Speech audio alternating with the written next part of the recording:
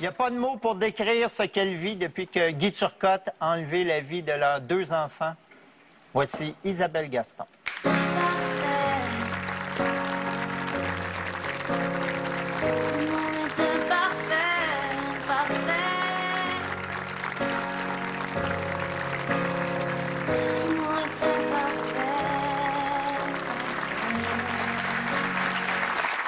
Isabelle, bienvenue à Tout le monde en parle. Merci. Vous êtes la mère d'Olivier et d'Anne-Sophie, les 2 enfants tués sauvagement par votre ex-conjoint Guy Turcotte le 20 février 2009. Ça fait presque 3 ans. Comment allez-vous aujourd'hui? C'est toujours une question qui est difficile d'apporter une seule réponse. Je considère qu'avec ce qui m'est arrivé, je vais bien. Mais je ne serai plus jamais la même personne. Donc, quand je m'analyse plus profondément, je trouve que je vais aller mal pour le restant de mes jours. À la mi-mars, Guy Turcotte va revenir devant la commission d'examen des troubles mentaux où il plaide pour obtenir sa libération. Il est gardé à l'hôpital Philippe Pinel depuis qu'un jury l'a reconnu non criminellement responsable du meurtre de vos 2 enfants pour cause de troubles mentaux. Il y a certains psychiatres qui affirment qu'il est maintenant sans danger pour la société et qu'il peut sortir de l'institut psychiatrique. Vous ne partagez pas leur opinion. Pourquoi? Parce que moi, je connais l'individu. J'ai été 10 ans avec cette personne-là. J'ai payé un lourd prix qui est celui de me faire tuer mes enfants. Donc moi, il n'y a personne qui va me convaincre que cette personne-là n'est pas dangereuse. Quand on tue 2 enfants qui sont faits par vengeance, puis c'est ça que je crois, là, la première personne qui est visée, c'est moi. Donc moi, j'ai peur que s'il y a sa libération, c'est pas terminé, exactement. Parce que chaque occasion qu'il y a eu par les suites des décès de mes enfants, où il aurait pu se rattraper, où il aurait pu démontrer un peu d'empathie, il l'a pas fait. Moi, je vois pas quelqu'un qui a cheminé. Je vois quelqu'un qui a passé 3 ans à essayer de se défendre, à apprendre les témoignages de tout le monde. Donc, je crains énormément... Pour vous? Oui, pour moi. Donc, c'est ça. Habituellement, les meurtres s'accompagnent d'une peine de prison ferme suivie d'une possibilité de libération conditionnelle. Dans le cas de verdict, comme celui de Guy Turcotte, la prison est remplacée par l'hôpital psychiatrique et ce sont des commissaires qui décident du moment de sa libération. Il y a 3 décisions qui sont possibles: la libération sans condition, la libération avec condition et le maintien en institution. Il y a donc 2 possibilités sur 3 d'être libéré. Qu'est-ce que vous en pensez? En fait, ça me fait peur parce qu'il y a 2 de ces 3 possibilités-là qui ne font pas mon affaire. Disons qu'on lui donne une libération sans condition, comme ce qui est suggéré par le Dr Bourget. Je vois mal comment il va participer à une thérapie là, qui va être significative en externe. Il va falloir qu'il se concentre à retrouver son permis de travail, à se loger, à se nourrir. Là, on a quelqu'un qui aurait la possibilité de se concentrer à 100% sur ce qu'il a fait, puis pourquoi il en est arrivé là. Donc, je pense que c'est important d'aller vraiment au fond des choses. C'est pas quand que je vais avoir le couteau dans le dos qu'on va dire « Ah, peut-être qu'elle avait raison. » Mais il y a des gens qui critiquent le fait que vous sortiez publiquement pour parler de votre drame. Qu'est-ce que vous avez à leur répondre? Maintenant, je vais vous dire, c'est que la cause est plus grande que l'individu. Je vais vous dire que c'est sûr que moi, j'ai peur plus pour ma santé que pour ma vie. Dans le sens que si on m'attaquait puis que je deviendrais handicapée, c'est ce qui me ferait le plus peur. De mourir, honnêtement, aujourd'hui, si je meurs à l'instant même, je peux pas vous dire que c'est pas quelque chose pas que je souhaite, mais qui me... Je veux dire, mes proches seraient tristes, mais moi, je serais soulagée, j'irais rejoindre mes enfants.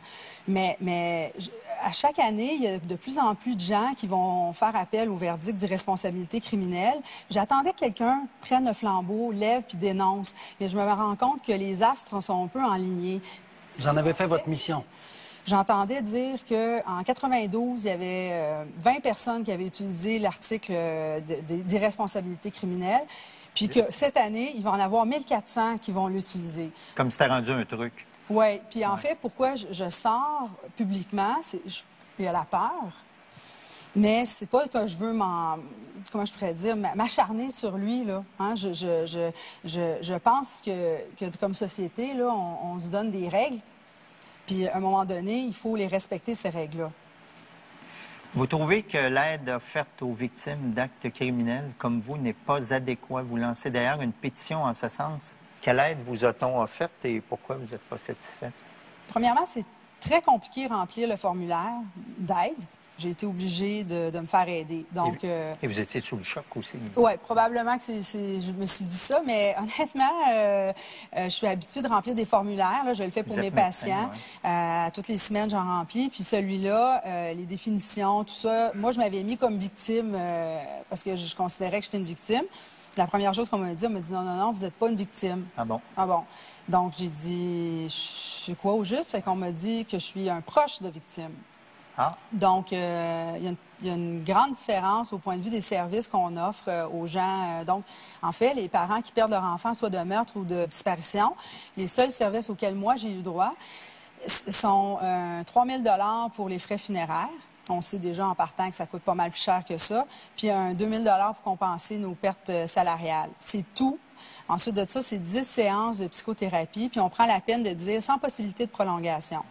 C'est un peu froid, hein? Moi, je suis médecin, j'ai un bon salaire, je peux travailler moins de journées pour parvenir à payer mes choses à la fin du mois. Mais les gens qui n'ont pas de syndicat ou qui sont travailleurs autonomes, ça veut donc dire que le loyer, là, puis l'électricité à la fin du mois, là, ben, ils ne se payent pas tout seul. Même si tu t'es fait tuer tes enfants puis que tout le monde veut t'aider, il y a quelqu'un qui demande son chèque, là. Je pense qu'il y a un parent qui perd ses enfants. Parce que moi, j'ai de l'air forte, là, en ce moment, là. Vous l'êtes pas. Non, puis d'être obligé de penser, de vendre notre maison, de mettre toutes les affaires de nos enfants dans une boîte, de dire, je suis pas prête, mais il faudrait que je fasse ça parce que j'ai plus d'argent.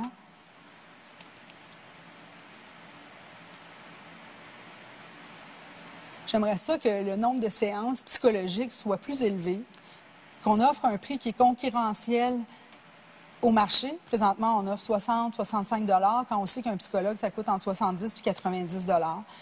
Bien, 90 $ pour la majorité des gens par semaine, c'est très cher. Il faut comprendre que quand tu rentres sur le psychologue, tu ne sors pas de là... Puis tu t'en vas travailler 2 minutes après. Exactement. Puis l'autre chose, c'est les frais funéraires. Je pense qu'il faut augmenter le montant consenti pour les frais funéraires. Je trouve pas ça normal qu'un parent qui vient de perdre ses enfants, qui va avoir la difficulté à arriver, qui ait en plus à payer des 8, 9, 10 000 $ pour ça. Après le verdict, vous avez affirmé vouloir tourner la page et ne pas souhaiter qu'il y ait appel. Depuis, vous avez changé d'idée. On ne sait pas encore si l'appel sera accepté, mais en ce qui vous concerne, vous avez besoin d'obtenir un autre verdict. Pourquoi? Là-dessus, je suis instable. Je vais le dire, là. Je me rends compte que la cause est plus importante que l'individu. Puis je crois sincèrement qu'il y a eu une erreur. Je crois sincèrement qu'on ne peut pas passer sous silence des psychiatres qui vont prendre une maladie mentale et qui vont justifier un geste qui a été commis. Comprenez-vous? Fait que ça, c'est mon cheval de bataille. Je me dis, s'il y a des choses qui changent, tant mieux. S'il y a des choses qui ne changent pas, moi, je peux prendre mon dernier souffle, puis j'ai fait ma part. Puis je reçois des lettres de menaces. J'en ai pas reçu beaucoup, mais je reçois des lettres de menaces. De menaces. Oui, j'ai reçu ma photo avec des cornes. Oui. C'est quand même, il faut être fait fort pour pas dire... J'arrête, je déménage, je vais dans un Exactement. autre pays. Oui. Y avez-vous pensé quitter le Québec puis aller ailleurs? Oui, j'y ai pensé. En fait, je pourrais être... il y aurait la possibilité, sur une petite île perdue en Polynésie française, là, avec une petite cabane de rien, là, que je sois docteur là-bas, j'aurais vraiment la paix, comme on dit, là. Mais honnêtement, là, ça, pourquoi j'ai dit oui ce soir, après, c'est vraiment parce que je sens qu'ensemble, on peut faire avancer notre société, là. Puis on a un système qui n'est pas si mauvais que ça, mais il y a une faille. Puis là, ben mon Dieu, on la voit au grand jour, là. Fait qu'il faut la corriger, c'est juste ça. Guy Turcotte supportait mal votre séparation. Vous l'aviez quitté et vous aviez refait votre vie avec un ami commun. Et il ne le prenait pas. Et ce soir-là, il a tué vos 2 enfants, Olivier, 5 ans, et Anne-Sophie, 3 ans. Les blessures étaient horribles. J'ose même pas les décrire tellement c'était révoltant. Il paraît même qu'on ne nous a pas tout dit dans les médias, tellement c'était inhumain. Et vous, vous avez demandé à voir vos enfants pour savoir ce qui s'était passé. Pourquoi c'était important pour vous de voir et de savoir ça?